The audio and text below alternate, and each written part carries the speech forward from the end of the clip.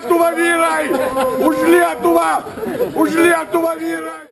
Bet kodėl jos taip nepasisekė?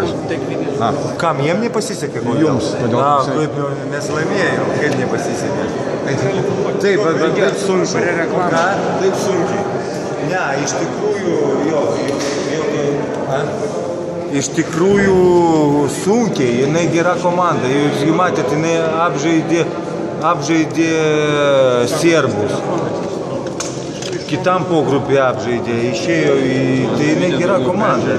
Be abejo, mes turim save kaltinti, kad mes pradžioj nesikoncentravę žaidėm ir taip toliau, bet kad svarbiausia, kad laimėjom, bet labai svarbu, kad mes padarytume po šių varžybų kitom varžybom išvadas. Todėl, kad jeigu mes išeisim ketvirtfinalį taip žaisti, tai čia gali tragiškai baigtis. Bet turbūt ketvirtfinalio neįmanoma taip išeiti, nes vis tiek, treneris sakė, kad motyvuoti nereikės, nes vyrai iš jūsų išeis. Nu tai be abejo, mes turim patys suprasti viską ir aš tikiuosi, kad kiekvienas suprasta. Be abejo, mes nejautėm tokios gal kažkaip tai nepajutom to svarbaus to varžybų svarbą. Už tai gal taip, nežinau, dabar biškai pašnekėsim dar su vyrais kaip kas, biškai per kepenis duosim tam. Jūs iš esmės visi atsisakote pasakyti, kokio jūs varžovo norėtumėt ir kokio nenorėtumėt, tai galbūt dar Oi, ačiū už tą klausimą, bet žinot, kaip būna, kada rinki priešinką. O, gavai tą priešinką? Ai, tos gavom, gerai, tada žinot, mūsų jie silpnesni atrodo, mes nesusikoncentravę išeinam ir tada koks pats stipriausias tenais, kad gauti tokį, kad kovoti iki paskutinių?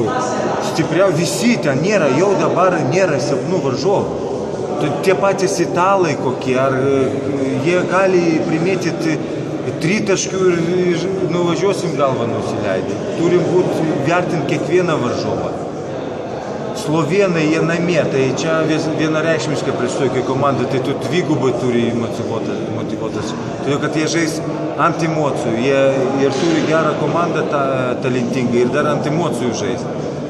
Tai tie patys chorvatai, čia jugoslaviška mokykla, visi, o apie ispanus iš vis nėra ką šnekėti. Čia dabar visi, kas papuolė į ketvirtfinalį, čia visi... Tada kitaip paklausiu, ar tenais galvoja apie tai, kad nesusitikti su Lietuva? Aš manau, kad galvoja. Ypač mes šitą pogrupį sužaidėm gana neblogai ir solidžiai, aš skaitau. Nepaisant šių varžybų, gal kažkam atrodė, kad lengvai bus. Bet aš manau, kad mes sužaidėm solidžiai ir galą vėl sužaidėm užtikrintai ir laimėjom. Tai aš manau, kad turi priešininkai pribijoti. Dar šių dieną prieš rungtynes matėm treniruotėje, turite pažįstamų Ukrainos komandai, draugų kažkokių. Ką šnekėjot galbūt, ar jie žadėjo kažkam, ar jūs pažadėjot? Ne, perspėjau, kad mane pasitiktų solidžiai tai Ukrainai. Kaip čempioną Europos? Daug dievė, jūsų žodžiai dievų jausis, bet daug dievė. Stengsimės. Ačiū. Nėra už ką, ačiū už ačiū. Ačiū. Yes.